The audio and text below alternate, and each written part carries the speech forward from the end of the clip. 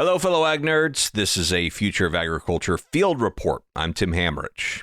So these field report segments are just short, occasional episodes where we're going to hear from the people who are actually using and hopefully benefiting from the innovations we discuss so often on the show. We've already kind of been doing this through the spotlight segments that air at the end of certain episodes about once a month or so. And I really enjoyed doing those. They're kind of customer testimonials a little bit that are provided from our quarterly presenting sponsors. So because I've been enjoying putting those together, we're going to kind of take what we were doing with those spotlights and create these standalone episodes with a similar concept. Only now sometimes it will be associated with the quarterly sponsor, as it is today, and sometimes not. Just profiles of farmers and other users of agricultural innovations giving their report, quote unquote, from the field, or sometimes not in quotes, sometimes literally from the field. In today's case, Paul Sullivan is a certified crop consultant and agronomist in Eastern Ontario. He's operated his agronomy services firm, Sullivan Agro, since 1997 and started using SWAT MAPS in recent years. This part of Ontario, which is just outside of Ottawa, is mostly corn and soybeans and wheat. Paul's work focuses on developing crop plans around nutrient management, pH, pesticides, and some genetic recommendations as well. He calls it kind of a whole system approach to agronomy. Before starting the business, Paul spent 8 years as a soil and crop advisor with the Ministry of Agriculture and Food, covering 3 counties with the provincial extension group there. So he's got a long history of working directly with farmers to solve agronomic problems. And that's a great place for us to start. I asked Paul to share generally what soil and agronomy challenges his farmers are facing most often in his area.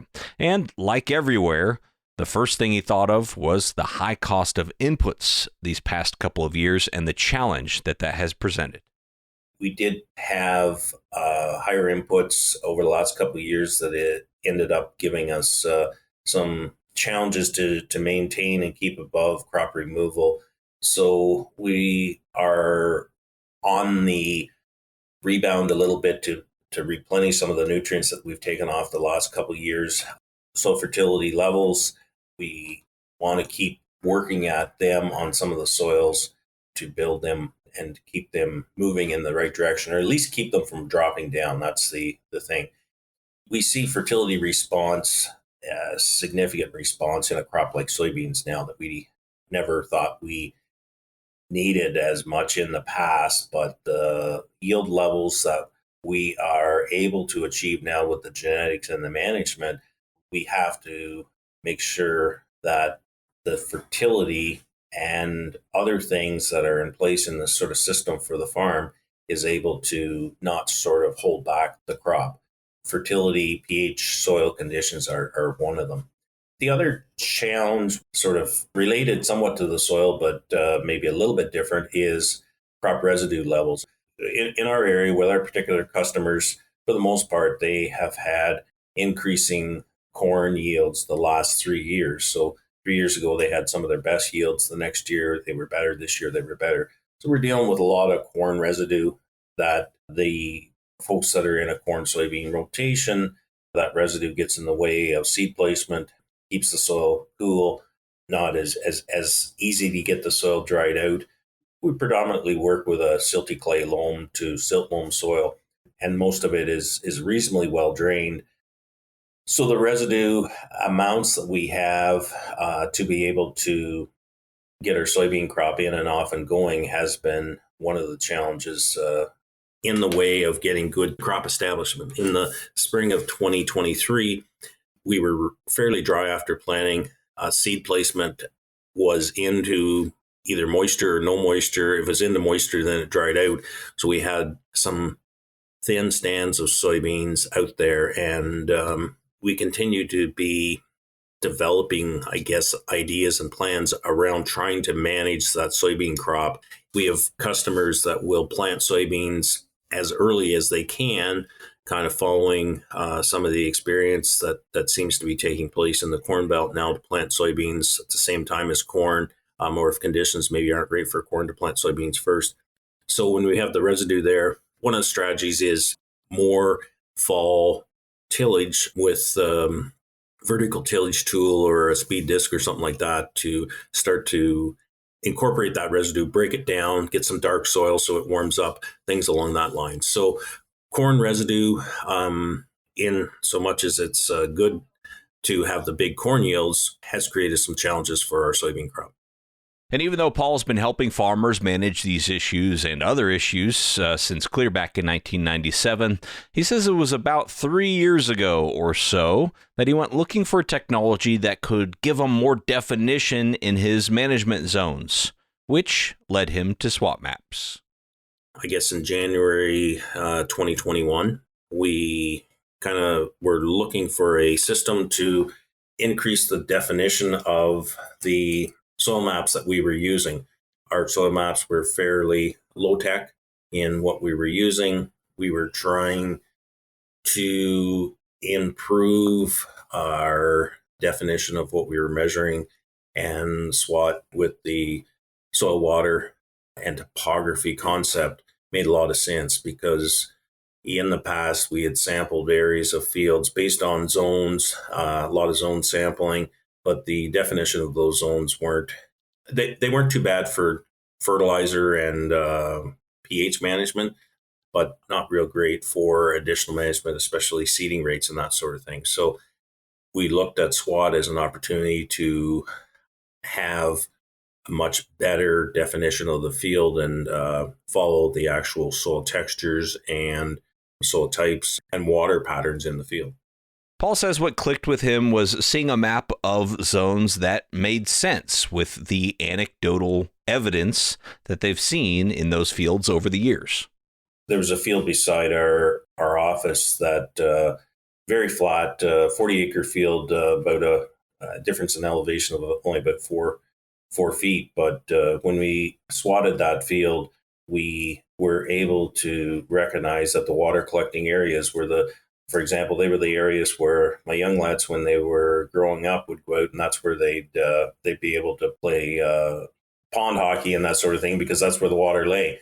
So, we were seeing that in fields. Some of the other observations we'd made over the years, we were seeing those areas that the SWAT maps provided our breakdown of where those areas were in the field, which before we just didn't have any of the detail to be able to look at those areas. Now, obviously, that's a very good sign when these SWAT zones match up with previous experiences on the field. That's what we want to see, but it doesn't answer maybe the bigger question, which is what business or economic outcomes does having this information achieve that would make it worth investing in? One of the things that we found very useful with SWAT is in pre-harvest walks to go into parts of fields and to see where we are, get a representative part of the field where it's a mid-slope position where there's some maximum yield potential, and look at yield components, saying especially in corn, and comparisons to some of the other parts of the fields. We've done that in this past season, and understanding the genetics and understanding, say, some of the stresses that we had this year. We had a lot of rain, so some of our water collecting areas ran short of nitrogen. So we were seeing that we were ending up with like kernel weights that were lighter, and just didn't have enough to finish those as well in some parts of those fields. So learning from that is that now we know with weather conditions that those particular areas, we maybe need to come back in, top them up with some more nitrogen, understanding the nitrogen cycle. It allows us to understand some of the cycles, and we understand the cycles, but to be able to position our inputs around those cycles much more effectively than we ever had in the past. And if it's a field that we haven't been in before, it is a much more effective and efficient way of seeing some of those differences in soil that in the past it was difficult to really define those areas with any system that we had. We really didn't have a system that did that. We get up into our shorter season area where we work in Renfrew County. There's a lot of heavier soils, and there is sort of random variability where we've got sort of water collecting areas that are very random through fields that are split by water shedding areas that are heavier soils, and it's clay subsoil that's there, so locally known as white clay, but those are low water supplying parts of the landscape in that particular situation. And it's been very good, very helpful to define that, kind of capture that variability we never had an opportunity to before in the field. But he says if he had to narrow it down to just one area that he's found especially valuable, it would be what SWAT MAPS opens up for them when it comes to population management. Particularly, I think, which I really think is the real key part for us, is the population management with the SWAT map. And it's not necessarily consistent all the time. The SWAT map provides you a relative reading that's in the field. And if you know the field, then you know that like a 1-2, say in Renfrew County, isn't necessarily the same as it is to the south where you don't have those heavier soils. So in some cases, those 1-2 fields are light sandy soils that low organic matter, but easier to establish a population in versus the heavier soils that can work up a little tougher seed bed, lumpy seed bed, things like that. So understanding that, we can script and take into account the potential risk of stand establishment with a seedbed condition that's there that we know from our experience in the field.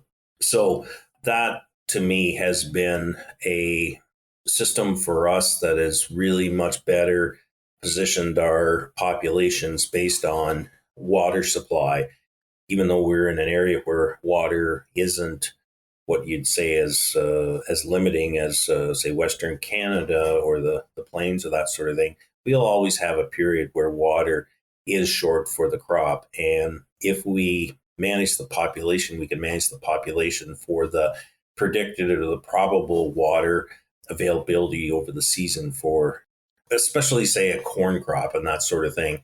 And we can range those populations with some confidence much better with a SWAT map than we can, say, with a yield map or that kind of thing. And Paul shared with me some really interesting trials that they're doing with population. They're doing deep dives into yield components of various hybrids, including some flex hybrids. And he's using SWAT data and different information about genetics to try to find ways to maximize kernel number in some cases and kernel weight in some cases under these various conditions, which obviously would impact yield, right? Kernel number and kernel weight.